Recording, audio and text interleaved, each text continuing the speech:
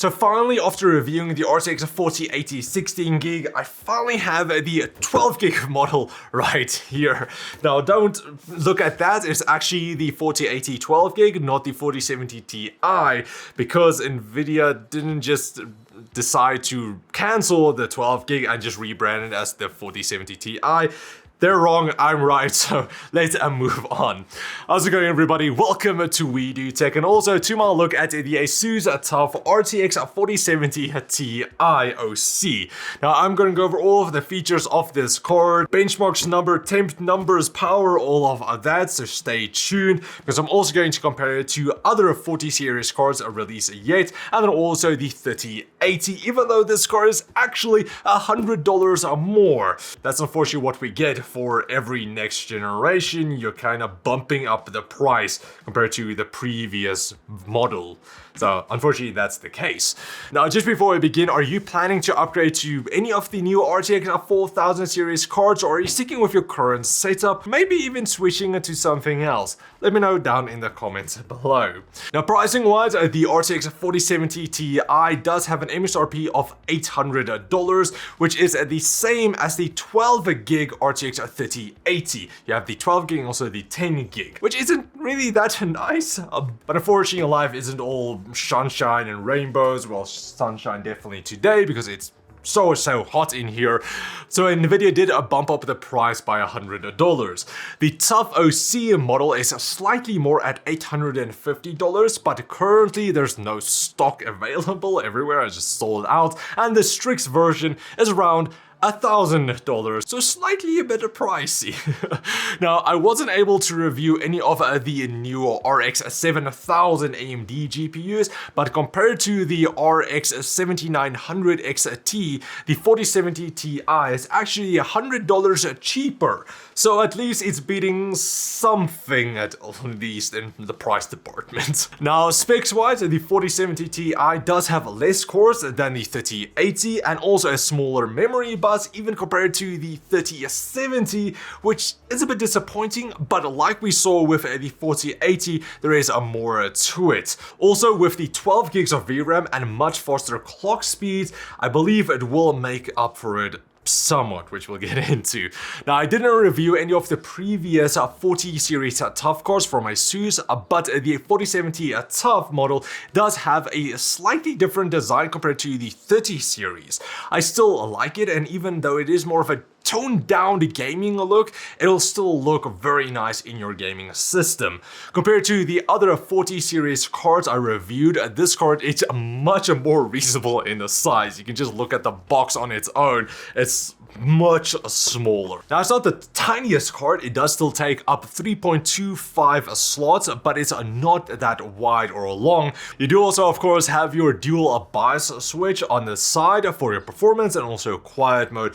Just remember, if you do switch it to quiet mode, to switch it back to performance mode if you want to have all of your performance, because sometimes you can forget that. Luckily, I didn't in my benchmarks, but it could happen.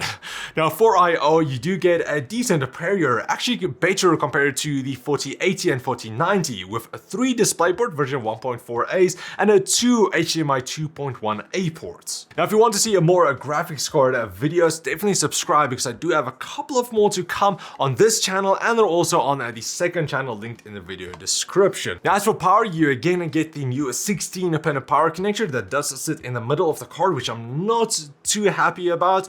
It doesn't look the best, especially because you have that adapter that you need if you don't have a new power supply that actually has the 16-pin connector. So unfortunately, it doesn't look necessarily the best, but at least with the 4070 Ti, it doesn't have 4 8-pin power connectors, or even 3, it only has 2, which does make it a lot easier to bend and cable manage.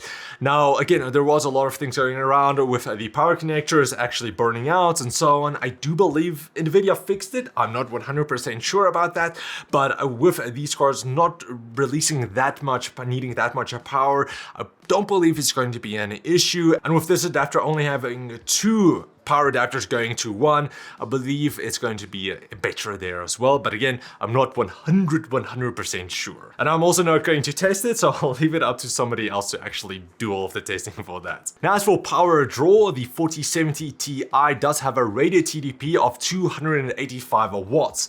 In most games, the power range between 200 to 260 watts, but I did see a peak spike of 279 watts. Now, all of that was on stock settings. If you are going to overclock, you will be able to bump that out by between 5 to 10% even, so just keep that in mind for your power supply.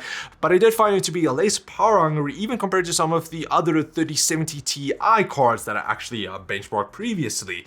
Now, because of all of the power draw, I would recommend something like a 600 watts. You might be able to come right with a 550 watts, so but yeah, nothing lower than that would be recommended.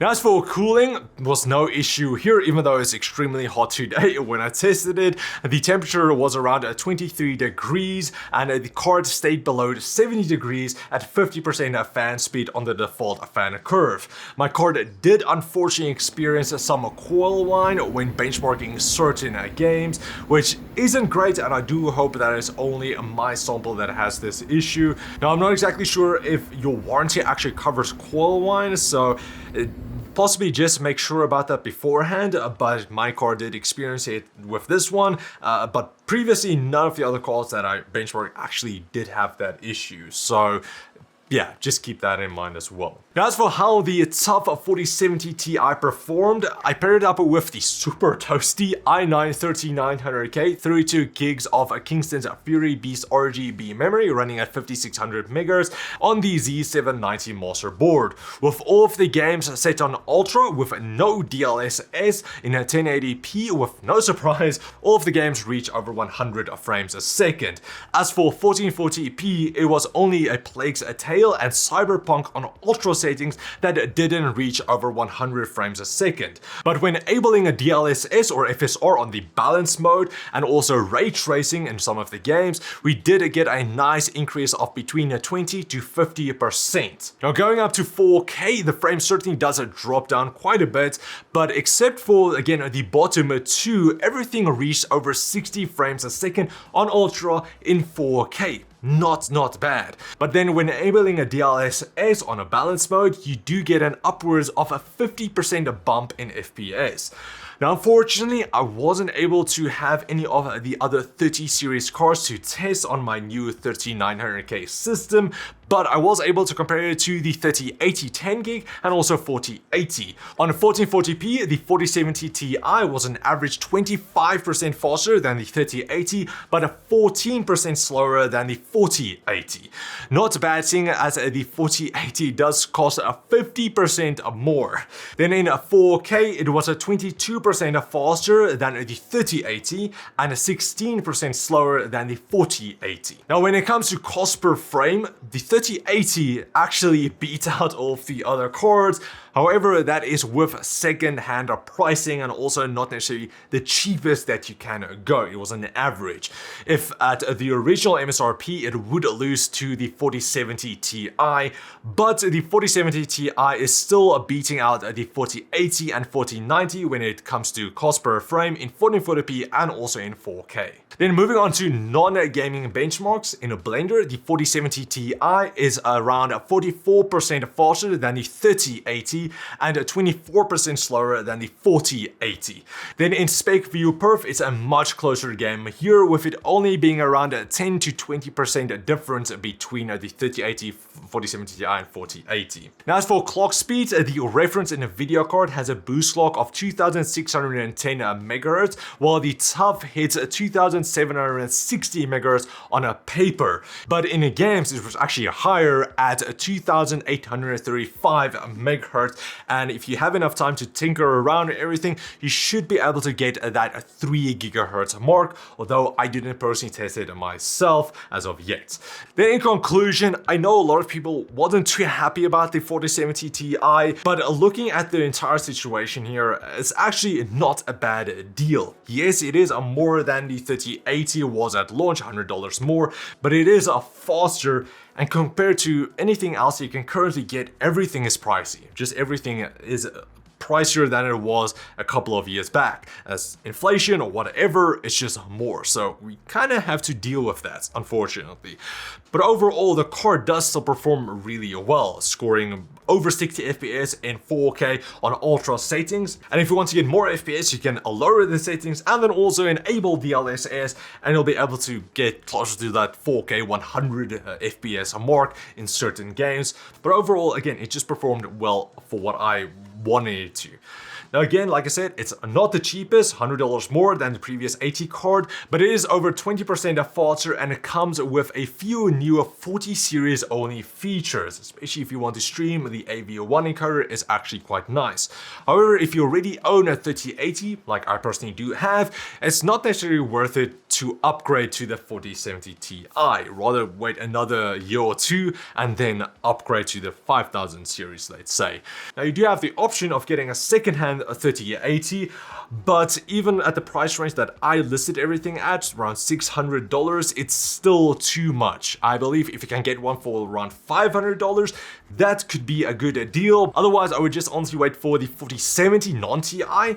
Just get that one, or pay a bit more and just get a new card with warranties, new features, and you're not gonna have to worry about it in the long run. So, but yeah, that's pretty much it for my review of the Asus TUF RTX 4070 Ti OC.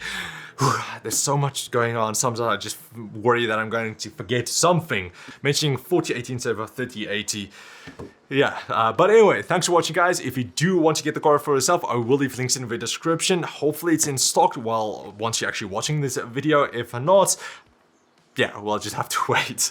But anyway, thanks for watching, guys. A big shout out to Asus South Africa sending the card over for a review. Luckily, it's not inside here. It's actually in my system in there. So a big shout out to them. And if you guys like this review, please like, subscribe, and comment like always. I'll check all of you guys next time. Cheers, guys.